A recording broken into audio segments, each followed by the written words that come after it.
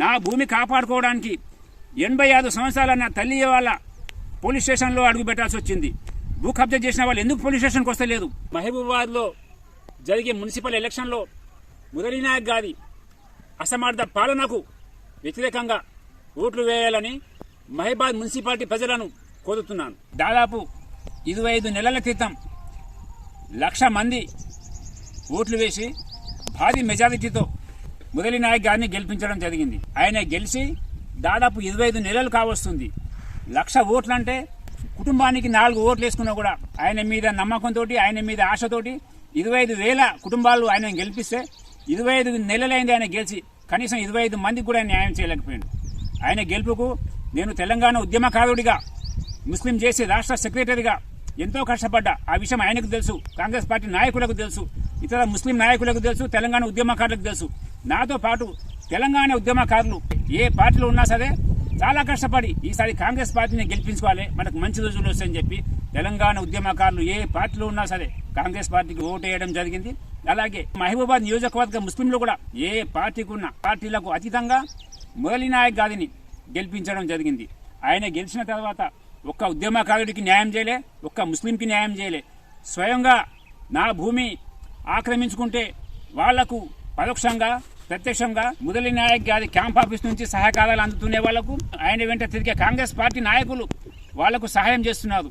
మా భూమి దాదాపు 50 ఏళ్ల క్రితం మా నాన్న కొన్న భూమిని మాకు దక్కకుండా చేయాలని ఇలా జరిగే ప్రయత్నాలు, దానికి కాంగ్రెస్ పార్టీ నాయకులు, ముఖ్యంగా మురళీ నాయక్ గారికి కూడా తెలుసు, ఇది మేము చేసే పోరాటం తెలుసు. 7 నెలల నుంచి కనీసం ఒక్కసారి కూడా మా వైపు నిలబడలే. ఆయనను కష్టపడి గెలిపిస్తే మన భూమిని ఎవడో ఆక్రమించుకుంటే వాళ్లకు సహాయం చేస్తారు వాళ్ళు. ఇదేనా వాళ్ళ పద్ధతి? 3 నెలల ముందే తెలంగాణ ముస్లిం జేసీ పేరిట రాష్ట్రంలో ఉన్న ముస్లింలంతా కలిసి ఒక జేసీ ఏర్పాటు చేసి 25 వివిధ అసెంబ్లీ సెగ్మెంట్లలో ముస్లింలతోటి సమావేశాలు జరిపించి ఈసారి మనం కాంగ్రెస్ పార్టీకి ఓటేయాల్సిందే, పార్టీని చూడకుండా కాంగ్రెస్ పార్టీకి ఓటేయండి, ఏ పార్టీలో ఉన్నా కూడా కాంగ్రెస్ పార్టీకి ఓటేయాలని కాంగ్రెస్ పార్టీని గెలిపించాం. అదేవిధంగా మహబూబాబాద్ లో కూడా ఎలక్షన్ల కంటే 2 నెలల ముందు స్థానిక వర్తక సంఘంలో నేను సొంత 40-50 వేలు ఖర్చు పెట్టి మహబూబాబాద్ అసెంబ్లీ సెగ్మెంట్లోని ముస్లింలందరినీ పిలిచి ఒక మీటింగ్ ఏర్పాటు చేయడం జరిగింది. దీనికి జేఏసీ రాష్ట్ర స్థాయి నాయకులందరూ రావడం జరిగింది. ఒక మంచి మీటింగ్ ఏర్పాటు చేసుకుని ఈసారి మనం కాంగ్రెస్ పార్టీ అభ్యర్థిని గెలిపించాలని చెప్పడం జరిగింది.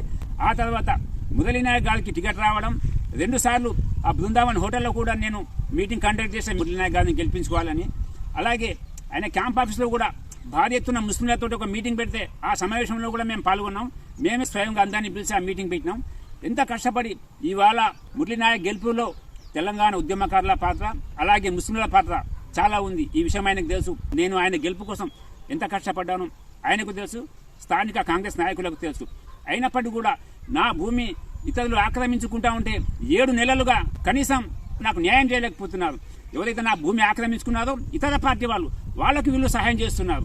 ఎమ్మెల్యే కావచ్చు, ఎమ్మెల్యే క్యాంప్ ఆఫీస్ కావచ్చు, ఎమ్మెల్యే అనుచరులు కావచ్చు, వాళ్ళకాడ డబ్బు తీసుకొని ఇతర పార్టీ వాళ్ళు అసెంబ్లీ ఎలక్షన్లో ఎవరైతే ఈయన ఓడిపోవాలని వేరే పార్టీలో ఉండి ఈయన ఓటమి కోసం ప్రయత్నించిన వాళ్లకు ఈరోజు మా భూమి ఆక్రమించుకుంటా ఉంటే వాళ్ళకి ఈయన కాపాడే ప్రయత్నం చేస్తున్నారు. ఈయన గెలుపు కోసం నేను, మా తమ్ముడు మహబూబాబాద్ ముస్లిం ఎంతో కష్టపడితే మా భూమి ఇతర పార్టీ వాళ్ళు ఆక్రమించుకుంటే వాళ్లకు రక్షించే ప్రయత్నం వీళ్ళు చేస్తున్నారు. 7 నెలలుగా స్థానిక టౌన్ పోలీస్ స్టేషన్లో ఎన్నిసార్లు ఫిర్యాదు చేసినా కూడా కనీసం వాళ్ళను పోలీస్ స్టేషన్లో కూడా అడుగుపెట్టకుంటే కాంగ్రెస్ పార్టీ నాయకులు కాపాడుకుంటూ వస్తున్నారు. ఇది ఎంతవరకు న్యాయం? ఇది మేము 7 నెలలుగా మహబూబాబాద్ పోలీస్ స్టేషన్లో కావచ్చు, ఇతర చోట కావచ్చు, ఎంత కష్టపడి మా భూమి కోసం మేము పోరాడి మేము భూమిని కాపాడుకుంటున్నాం. అలాగే 7 నెలలుగా నేను ఇంత మొండిగా నేను పోరాటం చేస్తున్నా. మహబూబాబాద్లోని అందరికీ విషయం తెలుసు, మహబూబాబాద్లో జనంకు తెలుసు, ఆ భూమి మాది అనే సంగతి తెలుసు, మా భూమి ఆక్రమించుకున్న విషయం తెలుసు, ఆక్రమించుకున్న వాళ్ళకి వీళ్ళు సాయం చేస్తున్న విషయం కూడా తెలుసు. ఇది ఎంతవరకు న్యాయం? ఇది నేను ఇంత మొండిగా పోరాటం చేస్తే నాకే 7 నెలలు 8 నెలలు పెడతా ఉంటే వితంతువులు, మగ సంతానం లేని ఆడవాళ్ళ పరిస్థితి ఏంది, ముసలి వాళ్ళ పరిస్థితి ఏంది? మీరు ఎవరికి న్యాయం చేస్తున్నారు? మీరు భూమి ఎవరైతే భూ కబ్జాలు చేసిండో వాళ్ళ 1000 ఎకరాలు 100 ఎకరాలు గుంజుకొస్తామని చెప్పినారు. ఇవాళ మీరు గెలిచినాక ఎవరైతే భూములు ఆక్రమించుకుంటారో వాళ్ళకి మీరు సహాయం చేస్తున్నారు. అందుకే చెప్తున్న మహబూబాబాద్ ప్రజలకు ఈ ఎలక్షన్లో మురళీ నాయక్ గారి పనితీరును బట్టి ఓట్లేయండి. మహబూబాబాద్లో కాంగ్రెస్ పార్టీని చిత్తుగా ఓడించండి. ఎందుకంటే వాళ్లకు తెలిసి రావాలి జనం అంటే ఏందో తెలిసి రావాలి, జనబలం అంటే ఏందో తెలిసి రావాలి. వాళ్ళు ఏదో జనబలంతో గెలిచారు, వాళ్ళ సొంత బలంతో గెలవలే. మనమంతా గెలిపిస్తేనే గెలిచినాం. ఇవాళ గెలిచి భూ కబ్జాదారులకు, దొంగలకు, లంగలకు సహాయం చేసుకుంటా పేదవాళ్లకు, బాధితులకు అన్యాయం చేయడంలో కాంగ్రెస్ పార్టీ కూడా ముందున్నది. ఇవాళ గత పార్టీ మంచిది కాదని మీకు ఓటేసినాం. ఇలా మీరు చేసేది ఏంది? చేసేది పని ఏంది? మీరు మీ గెలుపు కోసం నేను ఎంత కష్టపడ్డా, నా కుటుంబం ఎంత కష్టపడ్డది. నా భూమి కాపాడుకోవడానికి 85 సంవత్సరాల నా తల్లి వాళ్ళ పోలీస్ స్టేషన్లో అడుగు పెట్టాల్సి వచ్చింది. భూ కబ్జా చేసిన వాళ్ళు ఎందుకు పోలీస్ స్టేషన్కి వస్తలేదు? మీరు ఎప్పుడైనా అడిగారా? ఈ భూమి విషయం మీరు పేపర్లు చూస్తున్నారు. స్వయంగా 6 నెలల క్రితం మా తమ్ముడు ఉమా గారికి తీసుకుపోయి మా డాక్యుమెంట్స్ అన్ని చూపించడం జరిగింది. మా భూమి కలెక్టర్ సంగతి ఆమెకు తెలుసు, ఎమ్మెల్యే మురినాయక్ గారికి తెలుసు. అయినా మాకెందుకు న్యాయం చేయడం లేదు? భూ కబ్జాదారులకు కాపాడాల్సిన అవసరం మీకు ఏమొస్తుంది? కనీసం పోలీస్ స్టేషన్లో ఒకసారి కనీసం అసలు ఎందుకు వీళ్ళ మీద చర్యలు తీసుకుంటలేదని ఎప్పుడైనా పోలీసులకు అడిగారా మీరు? అదే గతంలో శంకర్ నాయక్ కావచ్చు, కవిత కావచ్చు, తక్కెలపల్లి రవీంద్రరావు కావచ్చు, ఎవరైనా బాధితులు పోయి ఏదైనా సమస్య చెప్తే ఆ సమస్య కరెక్ట్ అనిపిస్తే అప్పటికప్పుడే సంబంధిత అధికారులకు వాళ్ళు ఫోన్లు చేసి ఈ సమస్య ఏంది, వీళ్ళ సమస్య పరిష్కరించాలి, వీళ్ళకి యాక్షన్ తీసుకోండి, వీళ్ళకు న్యాయం చేయండి అని చెప్పడం జరుగుతోంది. కానీ ఈ ఎమ్మెల్యే 25 నెలల నుంచి ఒక్కరికైనా న్యాయం చేశారా? ఒక్క వ్యక్తికైనా ఈయన న్యాయం చేసినట్టు రుజువు చేయండి. ఎవరికి న్యాయం చేయదు. వీళ్ళ సొంత పనులు కావాలి, వీళ్ళ పనుల కోసం వీళ్ళు. 7 నెలల క్రితం మహబూబాబాద్ తహసీల్ ఆఫీస్ నుంచి మండల సర్వే వచ్చి ఆడ హద్దులు నిర్ణయిస్తే మా భూమిలో మేము రాళ్లు బాతుకుంటా ఉంటే పక్క వాళ్ళు రాళ్లు పీకేయడం, మమ్మల్ని ఇబ్బంది పెట్టడం 7 నెలల నుంచి ఇదే తంతు నడుస్తుంది. వాళ్లకు ఈ కాంగ్రెస్ నాయకులు సపోర్ట్ చేస్తున్నారు. వాళ్లకు మా భూమిలో మమ్మల్ని ప్రవేశించకుండా అడ్డుకుంటున్నారు. ఇది ఎంతవరకు న్యాయం? మీరే చెప్పండి. ఈయన గెలుపు కోసం కాంగ్రెస్ కార్యకర్తలు ఎంతో కష్టపడ్డారు. ఈ స్థానిక ఎలక్షన్లో కూడా వాళ్లకు టికెట్లు కేటాయించలే. గెలిచే వాళ్లకు టికెట్లు ఇవ్వకుండా వాళ్ళ భవిష్యత్తు ఆగం చేసిండ్రు. ఓడిపోయే వాళ్లకు టికెట్లు ఇచ్చి వాళ్ళ డబ్బులు ఆగం చేస్తున్నారు. ఇది ఎంతవరకు న్యాయం? వాళ్ళను నమ్ముకుంటే న్యాయం అనేది జరగదనే సంగతి నాకే కాదు, ఇవాళ మహబూబాబాద్ ఉన్న కాంగ్రెస్ పార్టీ కార్యకర్తలకు అందరికీ తెలిసిపోయింది.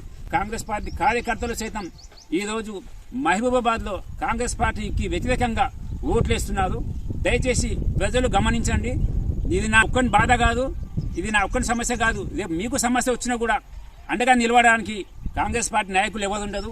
వీళ్ళు 25 నెలలుగా కనీసం సెకండ్ క్యాడర్ను కూడా తయారు చేసుకోలేకపోయారు.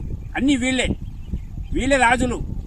ఎవరైతే భూ కబ్జాదారులు ఉన్నారో వాళ్ళు సామంత రాజులు. వీళ్ళకి ఎవరైతే ఓట్లు వేసినా మనం బానిసలం. వీళ్లకు ఓట్లు వేసిన వాళ్ళు బానిసలు అయిపోయినారు. భూ కబ్జాలు చేసి వాళ్ళకి అంత కప్పం చెల్లించేటోళ్ళేమో సామంత రాజులు, గెలిచిన వీళ్ళు రాజులు. మనమే బానిసలం అయిపోయినాం వీళ్లకు. ఇప్పటికైనా వీళ్ళ పనితీరుకు వ్యతిరేకంగా ఈ ఎలక్షన్లో కాంగ్రెస్ పార్టీని చిత్తుగా ఓడించాలి మనం. ఇది నా ఒక్క సమస్య కాదు.